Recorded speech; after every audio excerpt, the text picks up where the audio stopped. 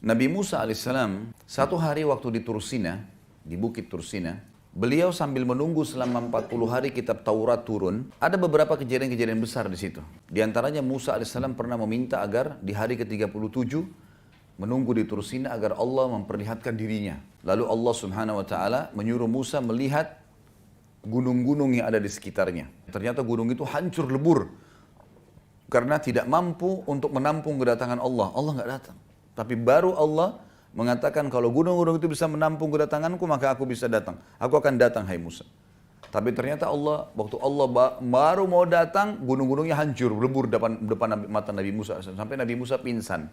Tapi ini bukan bahasan kita. Ada kejadian sebelumnya. Musa alaihissalam sempat mengatakan, ya Allah, aku ingin sekali melihat keadilanmu. Kata Allah, mengutus Jibril alaihissalam datang dan Jibril mengatakan, hai Musa, Tuhanmu berkata, kau tidak mampu. Kau tidak bisa sabar melihat keadilannya Allah kalau ke dalam kejadian langsung. Ada kejadian terjadi, kamu akan sulit untuk bisa sabar untuk menunggu itu. Karena ada prosesi-prosesi dalam kasus-kasus yang ada. Kata Musa, saya akan coba sabar dengan taufik dari Allah. Baiklah, Allah setuju, dikasih ke Musa alaihissalam. Maka Musa alaihissalam disuruh pergi ke salah satu mata air. Di sekitar gunung Tursina, padang pasir, gunung-gunung batu, nggak ada orang di situ. Tapi ada mata air, airnya ngalir. Musa alaihissalam disuruh oleh Allah ke situ nggak buat apa-apa. Situ aja duduk, udah saksikan saja apa yang terjadi. Nggak lebih daripada itu. Maka yang terjadi adalah Musa alaihissalam lihat dari jauh. Nggak lama kemudian ada orang datang nunggangin kuda. Nunggangin kuda. Orang ini datang nunggangin kuda, dia haus, dia turun ke mata air itu. Orang ini nggak lihat Musa alaihissalam. Musa alaihissalam di tempat yang tersembunyi.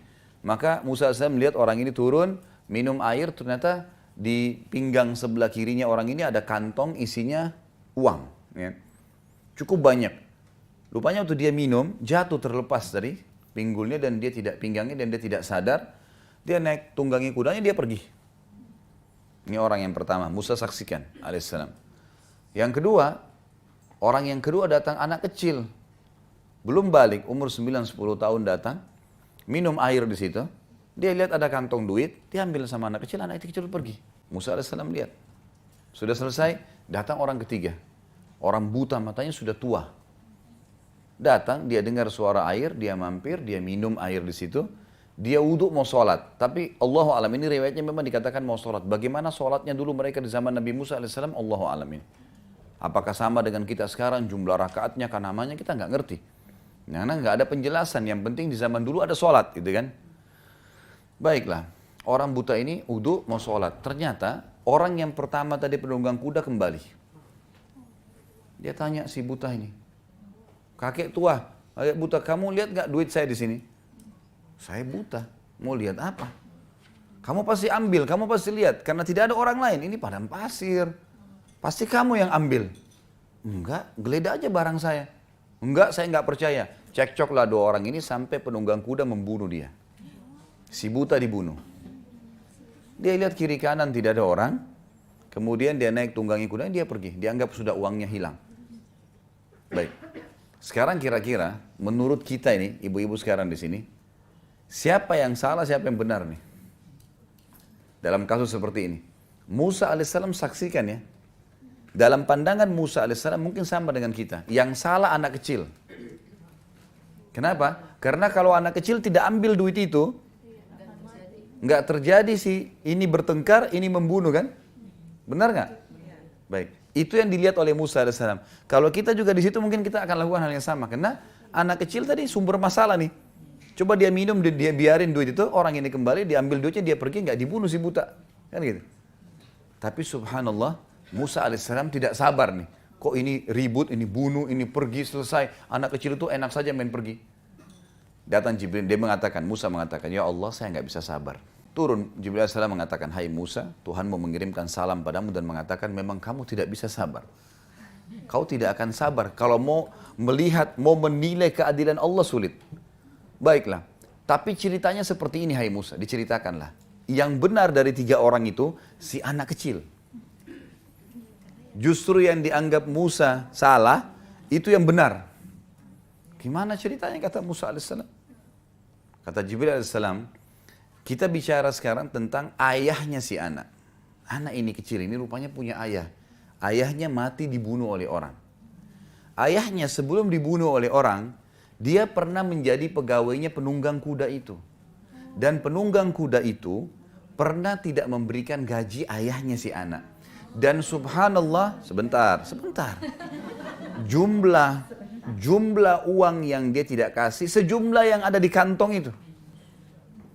Jadi penunggang kuda tidak pernah berpikir sebelumnya, kenapa dia meletakkan uang sejumlah itu, dia tidak pernah berpikir mampir di mata air itu minum dan jatuh duitnya. Dia nggak pernah berpikir. Dia tidak bertemu sama si anak kecil dan tidak tahu kalau ini anaknya dulu pegawai dia tidak kasih gaji, dia tidak pernah kenal anak kecil ini ambil pergi. Anak ini juga belum balik. Nggak ada hukum syar'i pada dia. Maka kata Jibril AS, karena ayahnya si anak itu terzalimi oleh si penunggang kuda, maka Allah dengan keadilannya memberikan haknya orang yang terbunuh, ya si ayahnya si anak ini, kepada ahli warisnya. Walaupun sudah mati kembali kepada dia. Kata Musa AS, lalu bagaimana dengan orang tua yang buta? Kata Jibril AS, ayahnya si anak ini sebelum meninggal dibunuh orang dan yang membunuh si buta itu.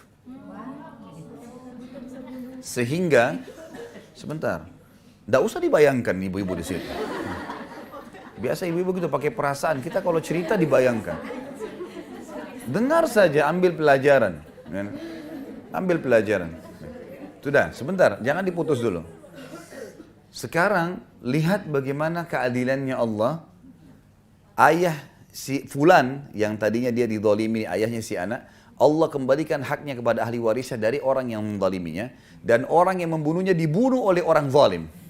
Langsung Musa AS mengatakan, luar biasa keadilan Allah. Gimana kita manusia? Ini baru satu kasus ya. Berapa banyak kasus di muka bumi ini. Hah?